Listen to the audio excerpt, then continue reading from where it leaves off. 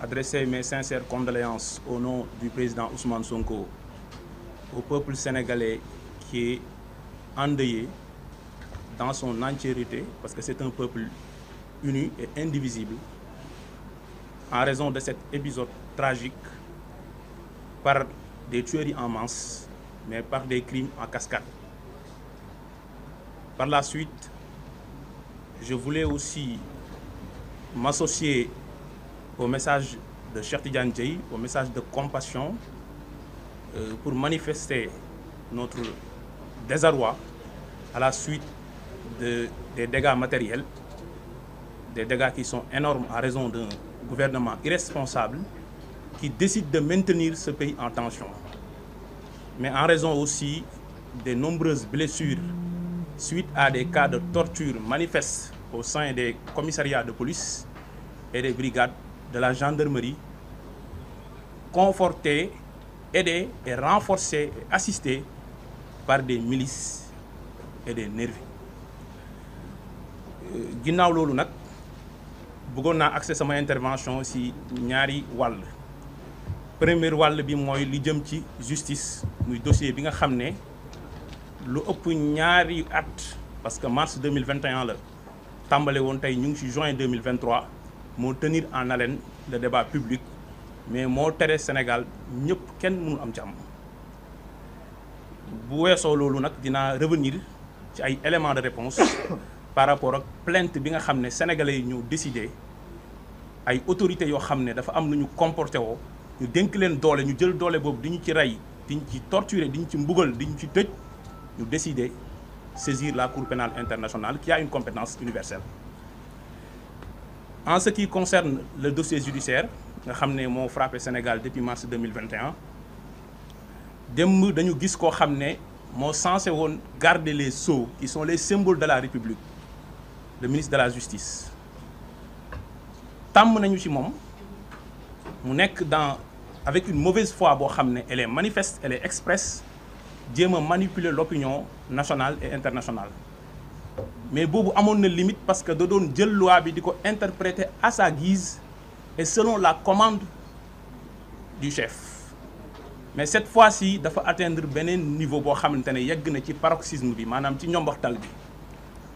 Mooy lan? Premièrement, da ngay dugg ci loo xam ne nekkatul sa prérogative, parce que ministre de la justice bi ñu la nommé dafa am décret boo xam ne mars 2023 la boo xam ni moo organisé ministère de la justice wax la yow lan mooy say attribution. Ministre de la justice nekkul mooy wax magistrat yi li ñu war a àtte ak lu ñu warta àtte, nekkul moom mooy commenter une décision de justice, même su fekkee une décision définitive la, parce que su boobaa dafay immixé wu en tant que kuy représenter la chancellerie bokk ci exécutif bi di dugg ci pouvoir judiciaire. Mais li pire mooy décision boo xam ne elle n'est pas encore définitive, parce qu'il y a des appels. La partie civile a fait appel. Ndeye Khady Ndiaye, l'une des co-accusées, a fait appel. Donc c'est une décision pendante. yow nga ne da ngay commenter décision di wax fan lañ ko teg, donc loolu day influencer la juridiction d'appel. Li pire nag mooy nee na dafay dugg ci esprit wu juge bi, maanaam moom mooy wax juge boo xam ne àtte na ba pare, mais ba léegi décision bi disponible agul. te décision nag ñetti wàll la: qualité bi nga xam ne greffier bi moo koy def, wax ñan ñoo àtte mbir mi, composition tribunal bi nan la demee, identité wu partie ak seeni avocat, ak kañ nañ saisir juge bi ak fan lañ jaar. Su paree juge bi daal di def motif, maanaam fan la teg décision am, après mu indi dispositif. Li génn keroog dispositif la, c'est un prononcé ne lii la ñu àtte, mais juge bi tant que génneegul décision bi, cour d'appel mënagul statuer. moo tax même kuy def appel bu demoon def ko ci cour d'appel, greffier bu cour d'appel dafay demander greffier bu nekk ci tribunal de grande instance ne ko indil ma décision bi. Avocat yi su ñuy plaider en appel, procureur buy def réquisitoire en appel, moom procureur général, lépp ci décision bu lañ koy basé. Donc ki nga xam ne nag moom moo rendre décision waxagul fan la ko teg, ministre bi génn ne moom mooy wax sénégalais yi décision bi fan lañ ko teg. Ma koy laaj nag est-ce que loolu tekkiwul ne décision bi décision wam la et que juge bi dafa ñëw rek lire ko su fekkee loolu la na am courage wax ko Sénégalais yi bi ci tegu mooy deuxième niveau bi nag mooy wax loolu wàllum waxut mais inventer ay décisions de justice te dinaa ci revenir benn par benn dañu ko dégg mu ni ci ordonnance de renvoi bi nga xam ne moom la doyen des juges jël pour renvoyer mbir mi devant la chambre criminelle muy ordonnance boo xam ne elle est inédite dans les annales judiciaires mu ne ci ordonnance bi dañu renvoyer Ousmane Sonko le président Ousmane Sonko pour corruption de la jeunesse mu ne loolu ci liñ ko renvoyer woon la bokk ne daal di ne dem leen ngeen lire waaw yéen ñii nag comme jàng ngeen am ngeen xel mën ngeen a lire gumba woo leen nañu ànd ñu liirandoor dispositif bu ordonnance bi. Vu l'article 175 du Code de procédure pénale, décernons ordonnance de prise de corps contre Ousmane Sonko et Ndeye Khady Ndiaye, ordonnons leur mise en accusation et leur renvoi devant le tribunal de grande instance de Dakar statuant en matière criminelle pour y être jugés conformément à la loi pour des chefs de viol et menaces de mort contre le premier, incitation à la débauche, diffusion d'images contraires aux bonnes mœurs et complicité de viol contre la deuxième, fait en notre cabinet à Dakar le 17 janvier 2023. Fii da ngeen fay dégg corruption de la jeunesse kon nag de tailleur constitutionnel il est désormais passé à faussaire pénal. De tailleur constitutionnel il est devenu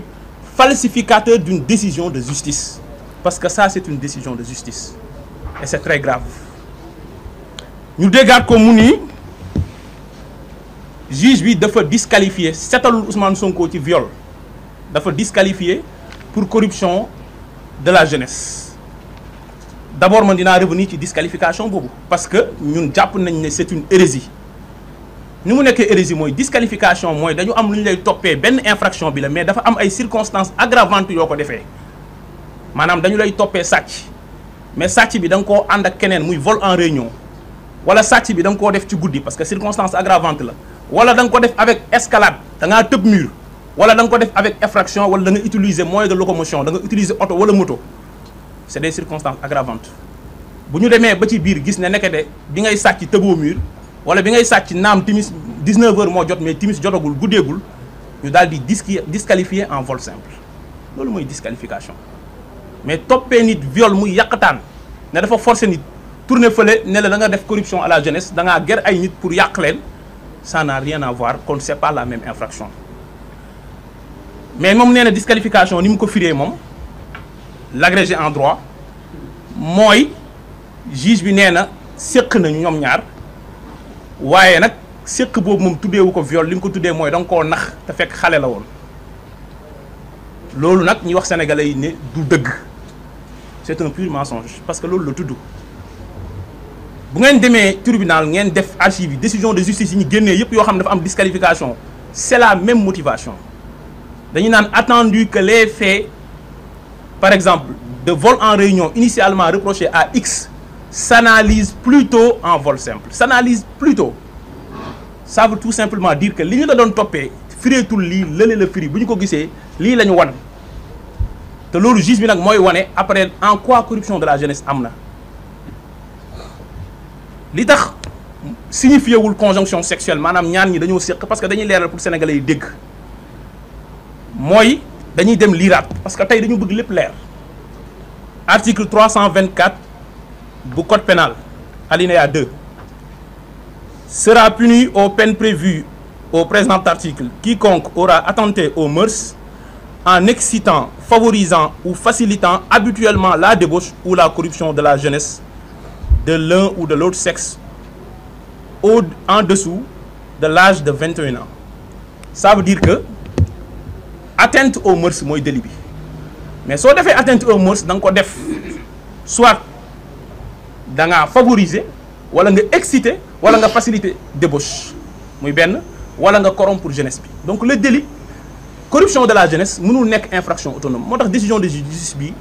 jàppee leen ko benn torchon boo xam ne nit ñi ci poubelle dañ koy sànni parce que du infraction moyen la pour nga def benn infraction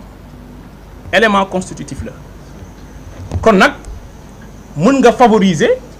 wala nga exciter ay jeunes pour ñu nekk ci débauche tey bu la neexee nga tabax sa kër dugal fa ay xale yu góor ak yu jigéen ñiy caaxaan tu as favorisé tu as excité tu as facilité la débauche ils ont moins de 21 ans mais est-ce que yow da ngaa siq ak ñoom relation bu dee góor nga ay jigéen ya fa nekk bu dee jigéen nga ay góor ya fa nekk kon bu taxawee ne bu ñu nee corruption de la jeunesse mooy conjonction sexuelle encore il a déformé la loi mais il a falsifié une décision de justice il ne peut plus être digne de garder les sceaux qui sont les symboles de la République parce que le département de la justice c'est un département de souveraineté c'est extrêmement important beneen bi mooy mu ñëw di wax ci contumace encore une fois waxaat loo xam ne képp koo xam ne jàng nga xam li yoon di doxee wala ngay sénégalais boo xam ne am nga xel di xalaat da nga war a rus ndax daf nii comme contumace la mën nañu dem jël ko à tout moment mais que président Ousmane Sonko bu ñu demee pour ñu jëli ko il faut que ñu notifier décision de justice bi il faut que ñu yëgal ko dinaa ñëw ci la moo tax mu bëgg yéexal boobu am mais balaa ma ciy ñëw damay wax ne loolu amut c'est simple notification boobu amut bu ngeen demee lire article 345 bu code pénal daf ne bu ñu la condamné pour contumace décision bi dañ koy afficher au dernier domicile du contumax mooy ki nga xam ne moom nañu woo ci procès criminel te ñëwut au dernier domicile foofu nañ koy afficher waaw koo xam ne contumax la dafa daw génn par exemple te loolu mooy contumace dinaa ci ñëw mais loolu yegg seeguma ci kooku nan ngay demee di xaar pour notifier ko notification ak signification du benn signification ak citation du benn loolu ay termes la yoo xam ne ñi nekk ci pratique pénale xam nañu ko même pratique civile léegi ñëw ni la dañ lay notifier lu ñu lay notifier te yow nekkoo fi nga daw tant que notifié wuñ la procureur di la jàpp du la jàpp kon de Sénégal war nañoo tiit bu dee trafiquant de drogue bu ñuy war a àtte mu daw wala koo xam dafa rey nit bu dawee tant que notifié wuñ ko décision bi kenn du ko dem jàppi loolu c'est grave c'est indigne d'un ministre de la justice kon nag loolu ñu ciy jaaree yéen sénégalais ngeen xam ne le droit pénal ce n'est pas de la littérature constitutionnelle non c'est pas de la littérature constitutionnelle la pratique de procédure pénale ce n'est pas la théorie à l'amphi à l'université non c'est différent li ngay wax da nga koy dund jëfee ko mais nga teg ko ci bonne foi pour mun a wax loo xam ne sénégalais yi bu ñu ko déggee dinañ xam donc yooyu mooy ñetti fausse nouvelle donc c'est une diffusion de fausses nouvelles et elle est punie par l'article 255 du code pénal li mu def moom mooy wasaare ay xibaar yoo xam ne wérul moom la def bëggoon naa nag su ma paree ci moom ñëw ci contumace nan nañuy mën a waxee ne Sénégal koo xam ne xam nga fi mu dëkk xam nga domicile am boo ko bëggee jëli tey suba nga jëli ko 19h bu la neexee du fanaan këram bu fekkee sénégalais dinañ la ci bàyyi barricade këram yow yaa koy garder léegi donc c'est kër góor gi mooy zone bi ëpp sécurité ci Sénégal nga ne yow da nga ko condamné par contumace article 345 boobu noonu mooy wax au dernier domicile du contumax mooy contumace mooy koo xam ni c'est un fugitif maanaam dafa daw mais koo xam fi mu nekk nan nga koy condamné par contumace loolu nag day interroger sénégalais yi ñi xam ban justice nañu am beneen bi aussi mooy dama ko fàtte woon mooy ministre de la justice foofu laa bëggoon a sax terminer ci côté ci disponibilité décision bi parce que daf ni ñaara am par rapport à l'exécution de la peine bis buñ ko xasee ba notifier décision bi am na moom soit mu ñëw construire wu prisonnier su boobaa la peine sera anéantie wala procureur jàpp ko boobaa la peine sera anéantie waaw loolu mooy lan mooy yow li nga àtte amul njëriñ loolu mooy li nga àtte amul njëriñ soit da nga koy dem jàppi la peine est anéantie jàppi woo ko procureur moom mu dem constituer wu prisonnier la peine sera anéantie loolu moo tax nag muy préparer l'opinion à une autre manipulation qu'est-ce qu'il dit il dit que juge bi kenn du ko teg pression mooy jël temps moom bind décision de justice parce que moom boppam loolu du dëgg article 473 alinéa 2 nee na décision de justice bu ñu ko rendre dans les 15 jours